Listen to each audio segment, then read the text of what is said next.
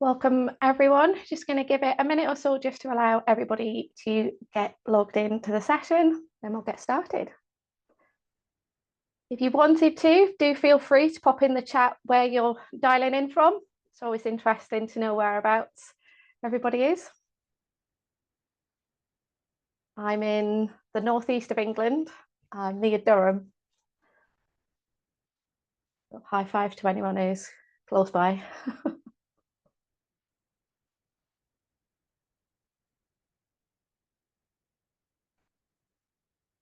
West Midlands, Scotland, Wiltshire, Cheshire. We've got a nice mix.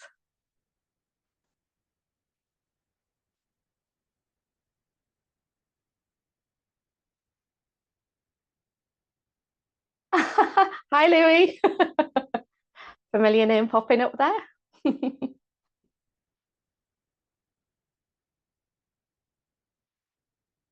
Welcome, everyone. We're filling up nicely. Thank you to everybody sharing where you're calling in from or dialing in from.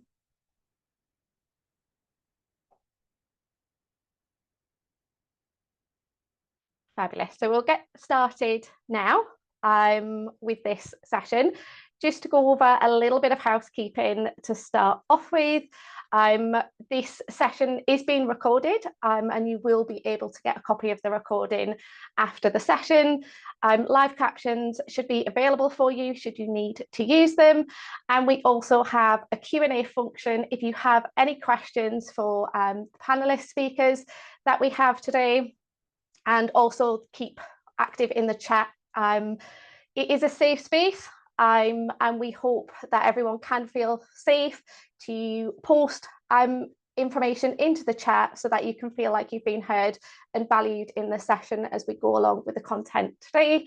And we're excited to get started. So I'm going to start by introducing two of the team members from Microlink who are going to be part of the panel today, and we're going to be having a good discussion about how we can achieve more through our new neurodiversity team that we have here.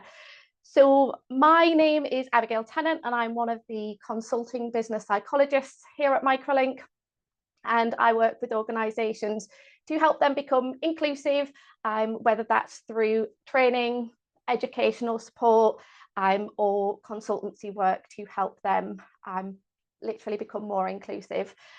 I'm going to hand over now to Ben to introduce himself.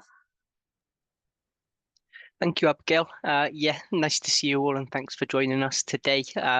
Although it says Benjamin on the screen, I tend to go by Ben. I'm based in Swansea in South Wales, and I'm one of the senior business psychologists here at Microlink. I have a bachelor's degree in psychology, which I studied in Plymouth, and I've since gone on to do a master's degree in occupational psychology at the University of the West of England, and I've done some test user qualifications as well, level A and B.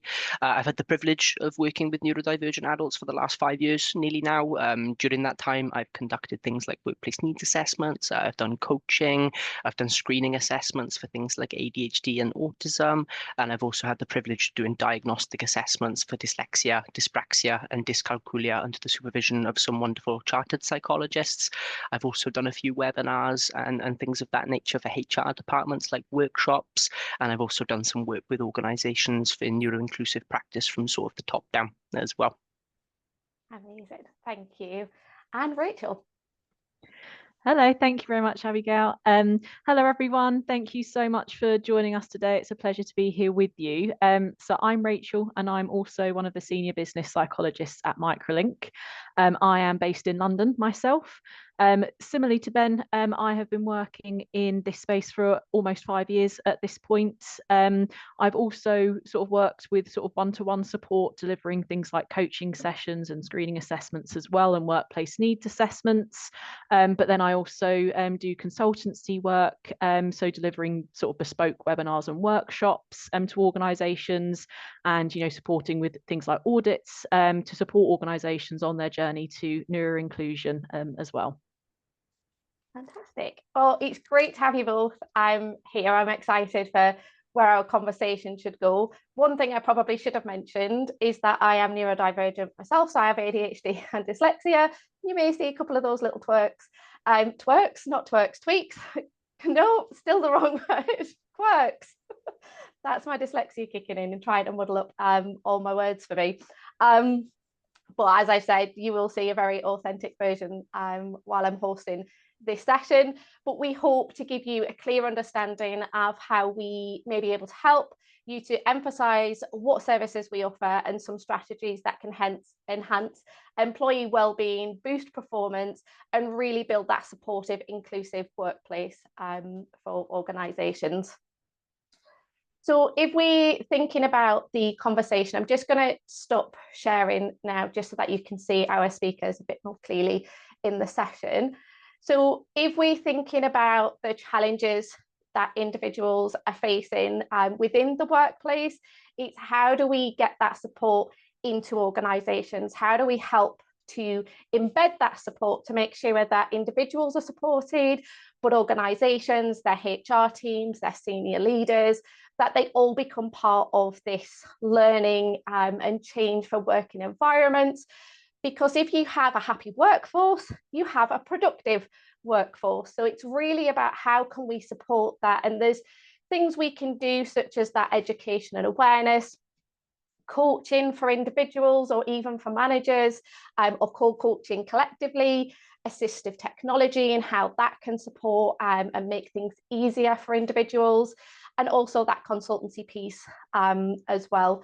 So if we're thinking about kind of driving that innovation when individuals can have that support in place, we see so much change. There's that creativity, there's that different way of thinking. And my view is that if we all thought the same, we'd never have any innovation. We wouldn't have any creativity because we'd all be thinking the exact same thing. But it's about allowing people to show their innovation and their creativity in different ways that might be different from how we would perceive it and how we would maybe communicate that information. And ultimately, when organisations become inclusive, you get better engagement from your employees, but also as a reputation for an organisation. And that brand reputation can be really important. And thinking, again, it's that improved team performance when we put that support in place, and that better understanding of each other and how do we work together, how do we collaborate with each other to make sure we're working at each other's best strengths. And I think that's something we tend not to see. And as a neurodivergent individual, I was always told where my challenges are, where my weak spots were, so to speak. But nobody ever really came out and told me what my strengths were, what I was really good at. Or if they did, it would be, you're really good at presenting. Well, that's nice. I need a bit more. What is it about the presenting that's good? Is it the way I deliver? Is it the content? Is it the way that I engage? Is it the way that I break things down? So giving people that additional feedback, but really telling people where their strengths are can be really beneficial. And then that opens up such a wider pool of talent within organisations as well. And I think that's how we can really help to create that inclusive workplace where we're getting that support from individuals. So I'm just thinking from the audience now, what services do you think you would benefit from in your organisation the most right now? So we're thinking about coaching, that education and awareness, support with policies, for example. If you just pop them in the chat, we do have some amazing team members in the background who are going to be navigating that. As I've said, I've got ADHD and dyslexia, so I'm not actually looking at the chat. It does overwhelm me a lot. But I'm really excited to start talking to my amazing colleagues who you've already heard are truly talented, passionate and caring professionals who really bring a wealth of experience to the work that they do. And that's the same for the rest of the team that we have here at Microlink. So I know you're in for a treat with this conversation today, and I hope you get some really good nuggets of information. Both of them are deeply committed to helping individuals. I can say that from my own experience in working with them, whether that's practical strategies in coaching, support grounded in understanding, or with that specialised knowledge, that really makes a difference for individuals, not only in the workplace, but beyond, because we're still humans beyond the workplace. So it's about being able to bring that in. So I just wondered, Ben, if we go to you for the first question, why do clients tend to come to organisations like Microlink? Yeah, sure. I think for me, in a simple form answer, I think it's for support to enable them to be the best they could possibly be at work. And a lot of the time, particularly with coaching, I think some of the strategies at work can also apply to their life outside of work as well, which is equally as important. I think sometimes people try and keep home life and work life a little bit separate, but they inevitably trickle into one another from time to time. So it's one of the reasons I'm particularly passionate about coaching. But in terms of why people would come to places like Microlink or other companies that can support, I think things we offer here include that coaching, and I think that helps in terms of building that self-awareness and becoming a continuous learner. Things like workplace needs assessments are something that we offer here, and they can be really helpful in terms of establishing bespoke adjustments that are going to help them in their particular job role.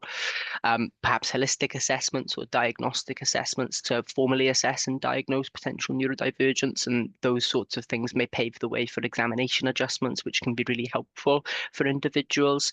Webinars could be another facet that people come to us for, and that can be for line managers to help equip them to feel more prepared to support their neurodivergent colleagues as well, but it may just be for individuals to attend as well. Something that Microlink does particularly well and has spearheaded on for a long time is really that assistive technology, and that is in terms of the actual provision of that, but then the training that comes with it so that people feel well equipped to use them in their day-to-day working practices as well. But our team in particular focus on that neurodiversity support, so it does tend to be coaching and assessments, but Microlink as a whole does cater for a whole other host of needs, so things like musculoskeletal conditions, hearing impairments, visual impairments, mental health support, which can often comorbidize with neurodivergence as well, but also things like perimenopause, which again can comorbidize with other neurodivergence and create unique challenges. So lots of support needs that we cater for here at Microlink, to summarize. Yeah, no, that's amazing. And I think it's good that people can come and just talk about their circumstances, and then we've got that knowledge to then direct them to what will be the best support and service, because sometimes people come and they don't know what they need. So it's great that we've got that knowledge to really understand the benefits for each of the services that we offer. So that's amazing. And what would you say the key takeaways that people would get from working with you that you've noticed? I think reflecting on my coaching practice in particular, it is those tailored strategies. Often strategies can be quite general, but I think with coaching, what's particularly special about it is they get really truly tailored to that individual's job in particular, and it gives that opportunity for someone to act as a soundboard and for someone to maybe realize their own strategies as well, often is the case, which I think is really, really grand.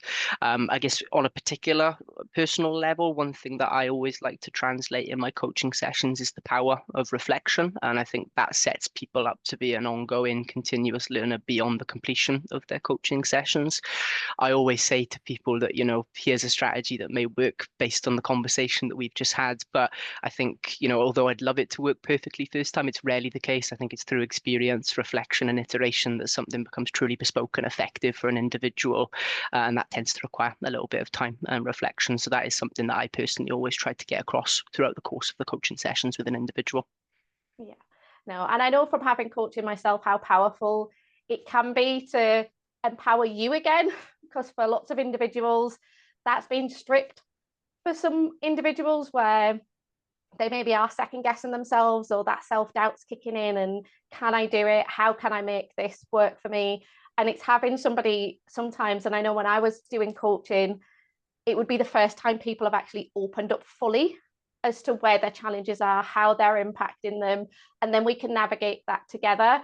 And that kind of end where you just see that transformation from an individual when they come for the first session to the last session, where they're feeling that empowerment and that confidence, and you're just rooting for them now to take that learning, and as you've said, build that growth mindset of that reflective practice, and how do I keep building on this? So thank you for sharing.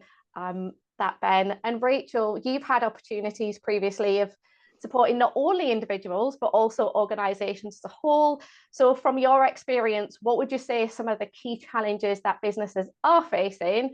And I know I've kind of double-barreled this, and I always try and not double-barrel questions. But how straightforward is it then to support organisations in addressing these issues? Thank you, Abigail.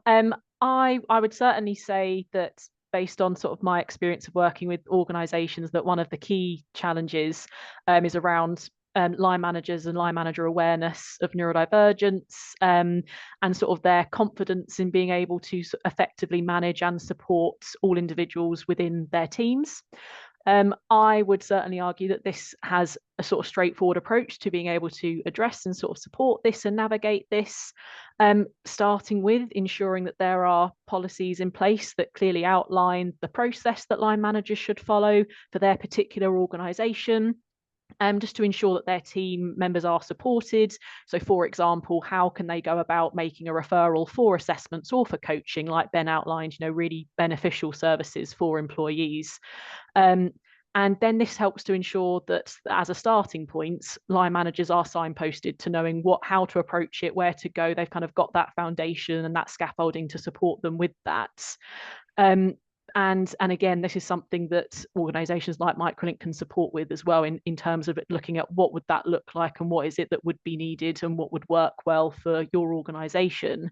But following on from that, then awareness training is also hugely beneficial, because this then supports line managers to build their understanding of neurodivergence. As you, Abigail, highlighted the importance of understanding the strengths that neurodivergent individuals bring to the workplace and bring to their teams, and why line managers want to be able to utilise that and draw from those. And also just understanding the barriers that individuals can experience in the workplace, because I think this awareness and this education is a real sort of foundation piece and an essential starting point to then build from.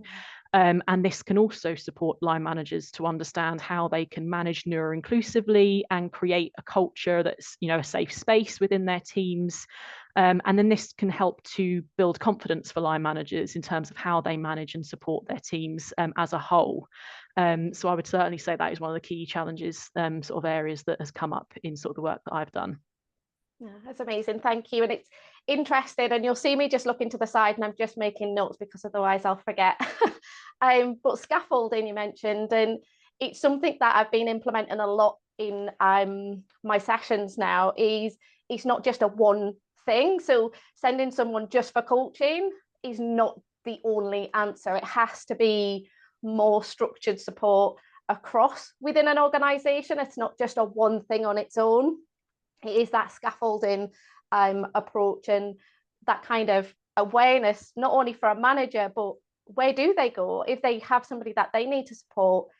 What's that process? How do they access that support to make it as seamless as possible to get that support in place as quick as possible? And also, when you mentioned about the training, I've actually just been looking at some legal cases recently, and one of the judges had actually said that the training that is often recommended in workplace needs assessments, for example, is actually a reasonable adjustment to be seen as, and it was highlighted quite a lot in the case that wasn't put in place. It was kind of dismissed, and actually that if they put it in place and they'd have had more of an understanding, there wouldn't have been that detrimental impact to the individual involved in that particular case. So it is really interesting that we're talking about this, and I think we need to take a lot of it more seriously from an across the board place, not just a one thing or a tick box training session and that's it, finished.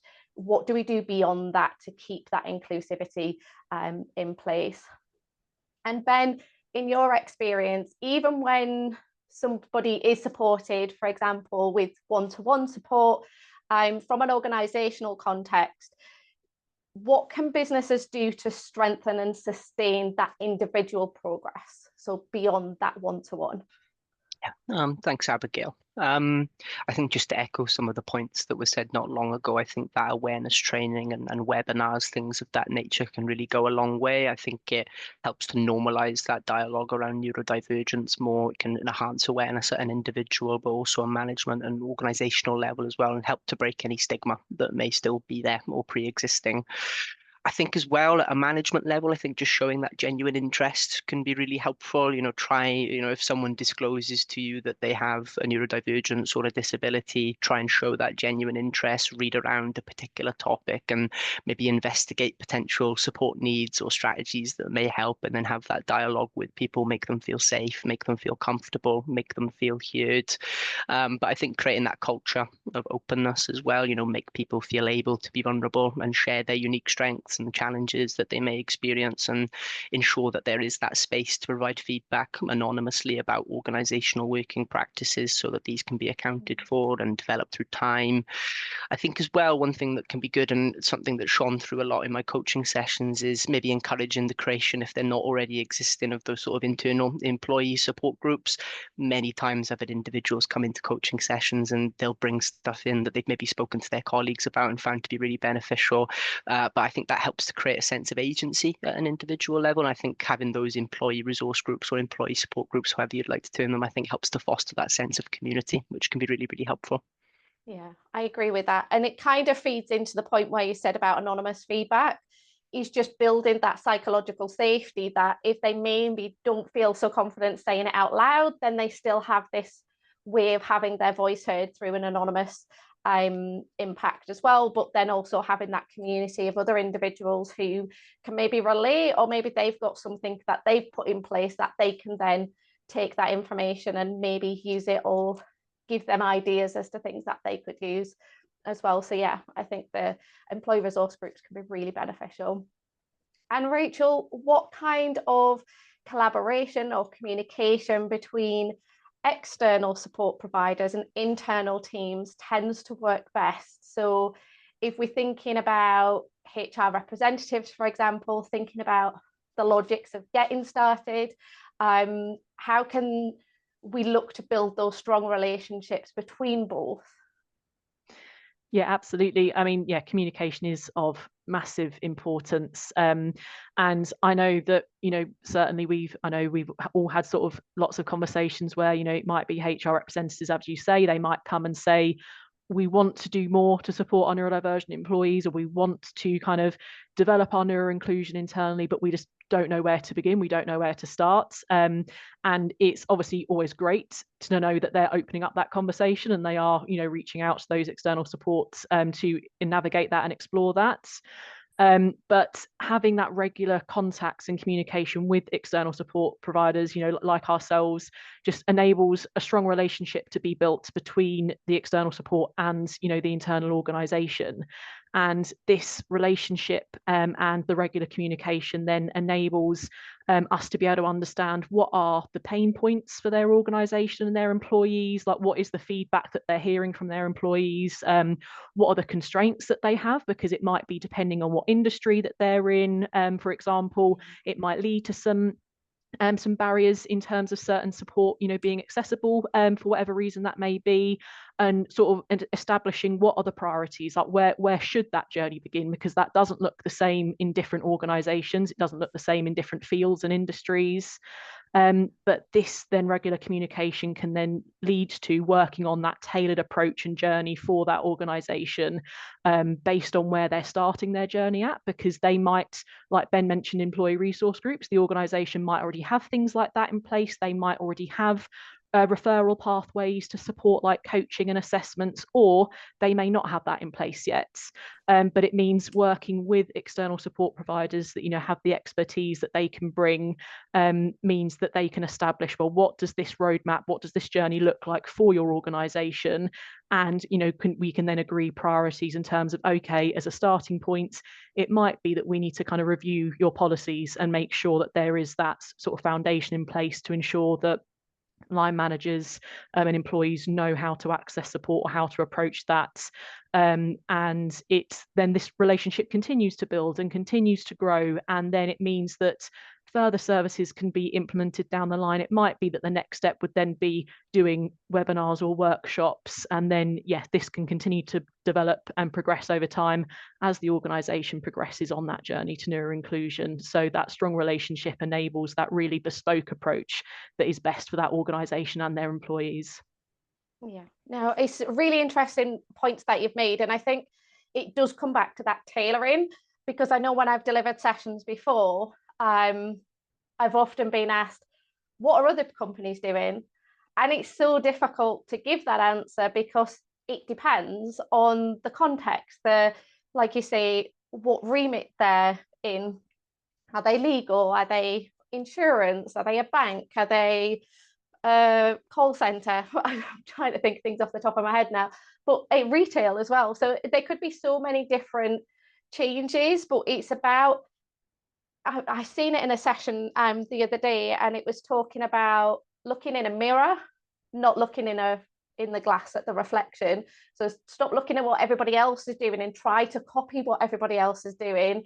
Instead, look at what you've got in front of you, and how do we work with that? How do we understand what our employees need, not what we think they might need? And I think that's where our support can be really beneficial from the services, is just being able to be that trusted communication provider where we can, as you said, see where the pain points are and really bespoke something that's going to make that difference rather than a box standard thing. And I think for different opportunities, it's hard to put them all in a line as to what you could offer, because it really does depend. And that's the same from an individual's perspective. One thing may not help every person the exact same way. It's about tailoring that approach and making sure that that inclusion is making sure that they feel like they're part of that conversation and not a conversation that's happened on their behalf, like they're a part of that, and that there's that big communication internally as well. So I'm pretty much running way ahead of schedule with this because I'm such a timekeeper. But I just wondered from you both, for those that are listening, if there was one thing that they could do tomorrow, because we'll give them a little bit of today to think about it to get it into practice, but if there's one thing they could do tomorrow, other than obviously coming to speak to us, to strengthen their inclusive practice within their organisation, what would you say that one thing would be? I don't know who wants to take that one. I'm happy to jump in. I would say, to start off with, I think the key thing is opening up the conversation. I think whether you are in HR, whether you are a manager, I think it's opening up the conversation and just letting employees know, your teams know, that you are there, to listen to them, that, if they need support, if they are experiencing challenges or are struggling, that you want to support them, you want to help them. So I think just knowing that there is a space where they'll be listened to and that they will be heard, and just knowing that you do care about ensuring that they have support that they need in their role, I think that would be that is often the very first step and can make such a huge difference. So I would say opening up the conversation would be one of the key things. Yeah, brilliant. And Ben? Yeah, great question. Really important question as well. I think my initial answer is going to be a little similar to Rachel's, but there's a few facets to it, so hang in there with me. But I really do think that most important thing, and it's free of charge as well, is creating that environment of openness and psychological safety, which has popped up a few times in our conversation so far. But I think unless those criteria are met, it can feel very daunting for individuals with disabilities, diagnosed or suspected, to be vulnerable and share any challenges they may have and any support needs that they may have. So I think that's really, really important. I think as well, like one misconception perhaps is that adjustments are always going to be specialized and complex and cost a lot of money, and they can be that in some instances, but I often feel that many challenges that individuals with disabilities experience can be remedied at a management or organizational level with little to no cost if that environment of safety and openness is satisfied. So I would say if you're a line manager or anyone at a management level in an organization, normalize, welcome, and be open to feedback. Ask your teams what's working well, what's challenging, and what support needs they may have, and satisfying that it can lead to, a range of adjustments and conversations that can be established internally, perhaps without any sort of formal support, although that can be helpful on top, of course. But I mean, there are generally good working practices that I think can support all individuals, and these often form the basis of recommendations in workplace needs assessments. And I think the workplace needs assessment is still very helpful in terms of making sure it's truly bespoke to the individual, but plenty of examples of working practices that are free and can be helpful for everyone, not just those with disabilities. Some examples that I've sort of sidelined for those include maybe providing agendas ahead of meetings to allow individuals to pre-prepare their thoughts, following up meetings with minutes and actions for individuals so that they're aware and can better organize and plan their time, enabling things like closed captioning in meetings so people can follow along more effectively and maybe prepare thoughts, have information to refer back to if note taking in the moment is quite challenging. Perhaps providing that notice of change that's likely to infect an individual's sort of working rhythm, notice of expectations to contribute in meetings so that they can pre-prepare those thoughts as well. I think having those regular touch points with the line manager as well feeds back into the original point about creating that sort of openness and safety, and making sure that there's always a conversation to be had and a space for a conversation to be had. Trying to avoid things like unexpected calls, but if they need to be done, providing a little bit of notice to avoid catastrophizing, having structure with one-to-one meetings with the line manager to enhance flow and allow for predictability, and trying to make training practical where possible rather than just having presentations. Not everyone learns in the best way like that as well. Flexibility to work from home can be a really good one as well, and having a dialogue around that can help individuals with things like childcare, but can also, save people energy that might otherwise be spent doing things like masking as well. One thing that I really loved I had from a coaching client once as well is they said their organization just started leaving fidget toys around tables, and I guess it just sort of normalized the behavior from there, because I've definitely spoken to individuals who've understandably maybe felt a little bit off about bringing fidget toys into the office when other people don't do it, but I thought that was a really lovely example of how it sort of sets the tone and normalizes these sorts of things. Yeah, that's a really good point. And I guess because we've still got a little bit of time, please do pop in some questions into the Q&A section if you do have any questions for the panel today. But Rachel, I'm just wondering, what is the one highlight that you've had? So similar to what Ben was just saying there about organisations putting fidget accessories out, is there anything similar to that? And I know this is completely off the cuff and I've not given you any preparation for this, so take a moment if you need it. Is there been anything that's kind of stood out to you that organisations may have done and you thought, oh, that's really good? Yeah, absolutely. I think I've certainly had I've had a coaching client very similar to Ben around the fidget toys, I think, because I have certainly had similar conversations around that, and that's always so great to hear. And I think another one example that I've had is thinking about organisations that do away days or training days, with kind of the whole organisation, because often, being in a different environment or just being around the whole team or the whole organisation can present barriers for some neurodivergent individuals. But one great example that I heard was just in terms of how a particular organisation planned an away day. I mean, first of all, they kind of gave a very specific agenda to let people know exactly what would be happening and when, and who would be included, and kind of what would be expected of them, or if it was just that they would be listening, or whether there would be participation. So it meant that they could prepare themselves and they could feel confident and comfortable knowing what was going to happen. But even around the particular part that got me was around actually even like the food as well, because I had a particular client who experienced a lot of sensory sensitivity, and for them food was a big part of that, and that's something that often caused them a lot of anxiety around going to things like away days, because they didn't have their regular routines and they weren't able to bring sort of the food that they usually would. but they did make sure that they kind of got feedback from employees around any particular safe foods that they had. So normally, you know, at corporate events, you might have lots of the little sort of fancy types of food and lots of like little sandwiches and things, but they literally had chicken nuggets and they had plain pasta that had nothing on it, so they could add anything they wanted to, but it was all separated out. So it meant that individuals could really kind of have control over what it was that they were kind of having at lunchtime as well. And that made such a huge difference to my clients' day, and they didn't feel as burnt out, or they didn't have to mask as much because the organisation was very accommodating to needs that individuals may have for that day. So that's another example that came to my mind as well. And it can just be some tweaks to that kind of awareness event, for example, like an away day event, that could make such a big difference to that, letting somebody come into that space who may have not wanted to come in that space because of all the challenges that they may experience, and then it makes it less isolating, and it makes you feel seen and heard, I think. Especially, I'm saying this from my own perspective, if things are put in place, then I think, oh, okay, I feel like they've listened to me when I've said, actually, this can be quite challenging, but you don't get that without that psychological safety to know what those things are that you could put in place to make things easier for people and really minimize those barriers. So it's really good that you say that. And I think my little one thing would be, get curious.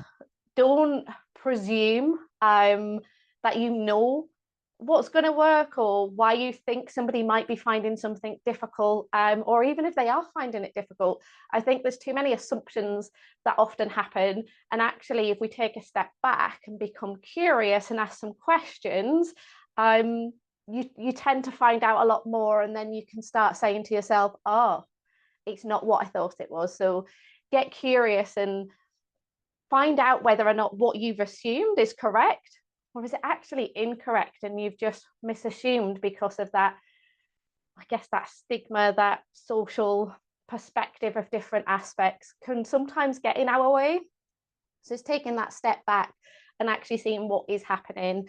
And I just love that phrase of just getting curious, just ask the questions. I wish people would have got more curious with me over the years, rather than me always feeling like I was the only one, or that there was something wrong with me because nobody talked about it. So now I'm literally a talker. You can never shut me up half the time. So that's why I'm very much on my time for today. But just for those who are here, should I say, if you did want more support from us, we will be popping our email address into the chat. If you would like to know a bit more, then just reach out to our team and we'll be more than happy to help. But I'm just going to look to see if we do have some questions now as we kind of wrap this up, and if anybody who's moderating has found them in the chat, if you want to let me know what they are.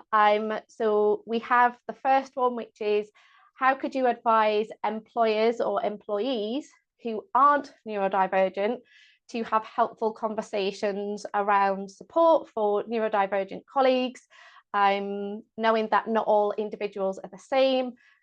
They feel like their managers play a great role, but it's also important that the team members are aware of how they can support their colleagues. So how would we go about helping people have that conversation? Ben, do you have any thoughts on that one? Yeah, absolutely. I think I'd echo what you literally just said, firstly, which is be curious with the people working underneath you. I think it's easy to overcomplicate, but I think taking the pulse of the relationship between yourself and the colleague every so often can be really good. You know, what's working well about our relationship at the minute, what's maybe challenging, how can I help with that? And I think with looping in colleagues in the team, that can be maybe a sensitive area. So I think it's really important just to make sure, you know, is the individual comfortable with other people becoming aware, and maybe asking them how can we loop them in a way that's comfortable for them as well, would be my suggestion. Yeah, no, that's brilliant. And Rachel, this next question I think you may be able to support with. How can potential HR professionals help organisations implement support for those who are neurodivergent in the future? Yeah, absolutely. There are a couple of things that sort of instantly come to mind for myself around this. And I would say, first of all, I think it does come from understanding, making sure that, you know, managers and employees understand where to go to access support, as we sort of touched on earlier. And of course, HR can be a huge support in navigating that process as well for employees and for managers, you know, navigating through that journey. So I would say, yeah, certainly establishing kind of what support does your organisation currently offer, what is in place. Are people aware of the support that is in place, or where they can go to access support? Like, for example, so that might be whether you've got, you know, a referral system for things like coaching or assessments, or do you have an employee assistance program for, you know, for mental health support access? Do you have any, you know, you might have certain charity partnerships and more resources that are available. But there are often conversations that I've had with clients and talking to organisations where they might be saying, oh, we do have, you know, these things in place or this support available, but it might not be clear to others to individuals or to managers in the organisation that it is there. So are you putting it in an easily accessible place? Are you sort of sharing that information and letting people know, reminding them of where they can go, and sort of almost sort of advertising like this support is available to you. So, and this is who you reach out to if you want to access that support. So I think that's one of the key things, is that transparency of that this is what we've already got. But if you are thinking that there might be some gaps within that, or if you've noticed yourself that there are certain gaps, maybe there's certain support that isn't sort of available currently, then, you know, certainly, you know, as Abigail said, we'll be putting our email address in the chat. So, you know, do, you know, reach out, because we can also help with sort of identifying what those gaps might be. But yeah, I would just make sure that, you know, people know about what support is available and how to access it as a starting point, certainly. Yeah, no, and I think that's really important, because sometimes we do these awareness days, which I have my own views on when they're just a day. But what do we do beyond that? So was that information maybe shared at that point, but then that's gone? It was just in an email that somebody's now just put to one side and forget that it's there. So it is that, if we're trying to make sure that it's a culture piece, that we keep having these conversations and that it's part of practice, and it's not an additional thing that managers have to do or the HR have to be in charge of. It's part of that cultural process within an organisation. But thank you very much for your support. And we've got another question here. Have you got any tips around how employers can be more inclusive, starting at the job application process, all the way to having colleagues starting work? So if we're thinking about it from that kind of employee life cycle that we tend to support through, Ben, do you have any tips from the job application perspective? Yeah, a couple of things come to mind. I mean, not always the case, but I think making sure that job description is firstly in an accessible format, but really details fully what the role entails. I have had conversations with people before where they've maybe applied for the job, got the job, which is great, and then began it. And actually, there's a lot of other things that they weren't aware they would be expected to do.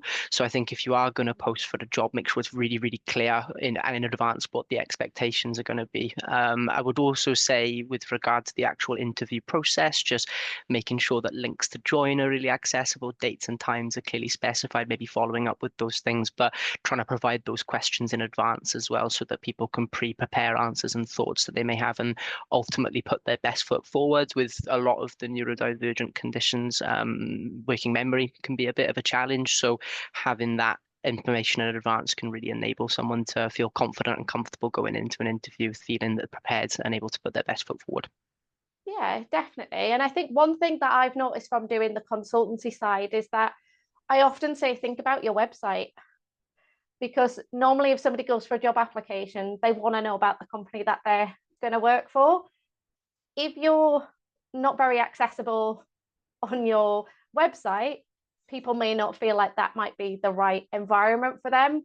And I'm glad you picked up on the fact that sometimes job applications don't always say what the job is, or they sometimes have that little line of other jobs may be required when needed, or something along those lines. What is that going to be? Like, it could be anything. And I think that's sometimes where individuals may have gone into the role thinking that they could do that, but then these specific aspects of it that they've maybe never experienced before, and then they may have challenges with it, and then it becomes but that's part of your job. But if it wasn't in that job application because it's maybe old and it's just constantly being used, it's not being updated at some point, then it's not a true reflection of what it is they're going into. And some individuals may be very literal. I've had a coaching client who said, but it wasn't on my job application. It wasn't like on the job description.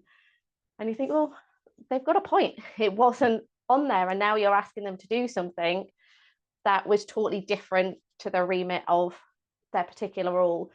Because if they'd have known that, it might not have been a job that they would have applied for.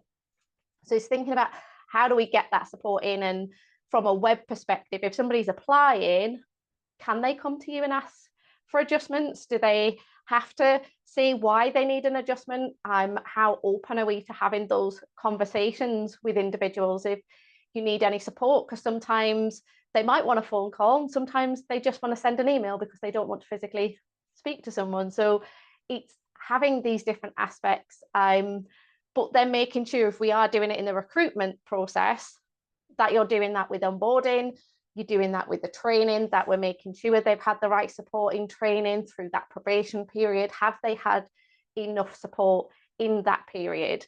And then when they're in the job, and then that talent progression and development.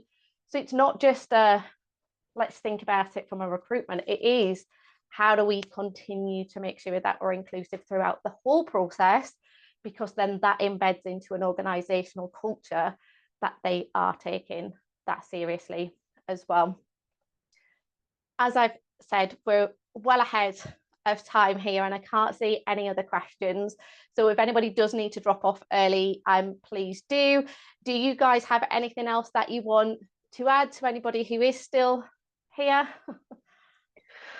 I think one thing that I would say is, in a lot of conversations I've had with organizations, with managers, I think there is one of the sort of hesitations that people have is a fear of getting something wrong, of doing it wrong, of saying the wrong thing, which can prevent people from wanting to have the conversation or to talk about neurodivergence, because there can be that lack of confidence there.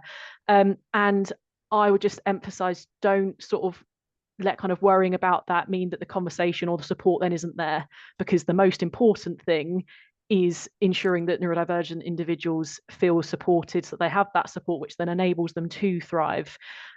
Which is why, even as I know we've gone back to quite often about having the conversation, creating that safe space, but even just by being open and saying that you are there to listen to them, that you care about, you know, everyone in their team, and you want to make sure that they are able to feel comfortable and supported, and so that you are open to having that conversation and you're open to learning and understanding more, can make such a huge difference. Because I'm sure Ben will have had conversations with clients as well around the difference when a client has a manager who is being open with them and is open to learning and understanding. The massive difference that makes, even from day one, is huge, compared to clients that we've spoken to who feel like they've got no one to listen to, who will listen to them or wants to or cares about kind of what they're experiencing within their organization. So that is just what I would emphasize. Just, yeah, don't let the worry stop it from happening. Just be open to learning and understanding is a key part of it. Yeah, no, I definitely agree with you there. And we've just had a quick question pop in now as to why companies need or want, I've put need in there, a professional supplier for this service, because there are hundreds of coaches out there, and you can get some support through Access to Work, although that application in itself can be really challenging and quite frustrating and lengthy for individuals to get through that process as well. So the earlier somebody comes into an organisation, I'm aware that that's the time to really get Access to Work in place. As a coach myself, I do find that there's a lot of individuals out there who have jumped into the industry but maybe don't have that knowledge or that background. So it can be quite muddy water, I think that's the term. I'm always quite bad with them, but when you go with a professional supplier, you know that they've been hired because of the credentials that they have. And for ourselves, for example, there's psychologists within the organisation, so are aware, and we've worked and we've got that experience of supporting neurodivergent individuals and organisations as a whole. So it's not just that you're just going to somebody for a coaching session, you're actually getting that support from an organisational perspective, and the support that I know you guys can offer is very much tailored to how they can then implement that learning into their workplace. And if they're saying there's a particular barrier, then we have that skill set and knowledge to say, okay, how about we try this? So this is a way that you can maybe have that conversation to make that easier as well. So do either of you have anything else to add on to that? I know I kind of just railroad that on. No, I think I'd echo what you said. I think one thing in particular that Microlink offers is a breadth of services as well, whereas something like access to it may just be that coaching at an individual level, which can of course be helpful. But I think that breadth of service is something that differentiates. And I think also the speed at which that support can be implemented as well would be another differentiator, just to add on top of what you said, which I agree with. Rachel, anything? Yeah, I think I certainly agree with the points that both of you have raised on that. And as Ben said, I think one of the huge benefits, as adding on to obviously not only being sort of subject matter experts and bringing that expertise, but I think being able to provide that sort of end-to-end service and to be able to go on that full journey, whether it's not only at an individual level, whether that is from assessment through to coaching, but then also, as you said, Abigail, at that organizational level as well. I think having that relationship with a particular professional provider that is able to provide the breadth of service as well is of huge benefit to organizations as well.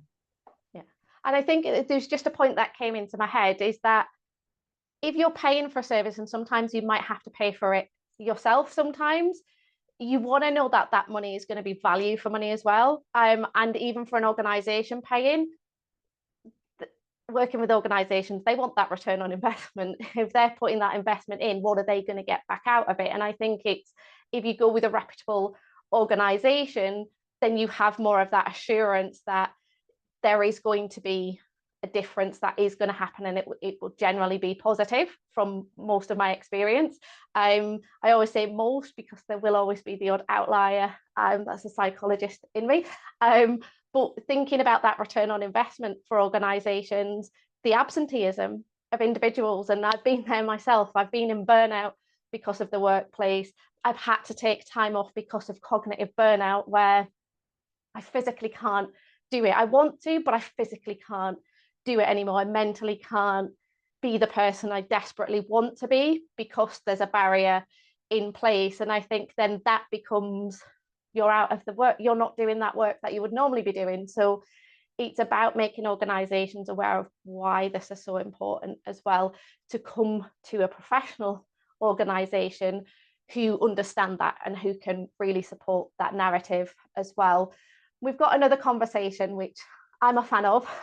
What about confidentiality? So if you're sharing things with individuals, not having it go back to an employer.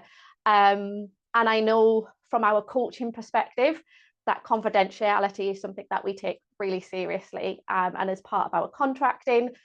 But as you guys do this day in, day out, and it's kind of my on the side area, do either of you want to explain our confidentiality process and how we would approach it? Yeah, absolutely. I mean, as you say, certainly from a coaching perspective, I mean, the conversations that you would have with your coach are confidential. It is not that we would then be going back to the employer and saying, well, these are the things that we explored in today's session, or this is what the discussion points were. However, there are sort of limits to confidentiality, in the sense that if there is an exceptional circumstance or a cause for concern that is brought up during the session, if the coach has reason to break confidentiality because of our duty of care, that is the only situation in which we would need to. However, your coach would be telling you what exactly needs to be shared and to who, so that the individual would be aware but overall, but that's only in those exceptional circumstances. Otherwise, the conversation during coaching sessions are completely confidential. And then in terms of assessments as well, so for example, workplace needs assessments, a report would be produced as part of that process, which will outline information that was discussed during the assessments, and also will contain, you know, the recommended adjustments to support you as an individual based on the conversation that you've had during that process. However, the information shared would only be kind of what is relevant to the scope of a workplace needs assessment, for example. And again, sort of there'd be contracting to where the assessor would be explaining all of that information to you to ensure that you still consent with proceeding. But the reason why it's important to share that report with an employer is especially if, you know, certain recommendations maybe need employer approval, for example, then it's just important that they sort of have the information to understand what's been recommended and why. Ben, I don't know if you've got anything you'd want to add around that at all. Not really, that was all very clear, so thank you for that. I guess I would just reiterate that before any coaching session or assessment at an individual level, the first 15 minutes or so is spent on that clear contracting and making sure that they're super clear on what the assessment or coaching session will entail and what the next steps entail. And if an individual was to say to us that they're not comfortable with that, we would cease whatever that is there and then until, you know, a resolution can be met. Yeah. And I think if we take it beyond talking from a coaching perspective and say you want to share this with your manager, for me, it's always been, what is that relationship like? But also maybe what's that relationship like from a HR perspective as well? Is there somebody that you do feel you could share that information with, or sometimes a trusted colleague who you can just kind of verbalize what it is you're feeling? Sometimes that can help you then navigate who you might then want to speak to about it, because I think it can be really daunting to have those conversations. And I've often said in training, if an individual shares this information with you, it's always important for them to understand why should they share that with you.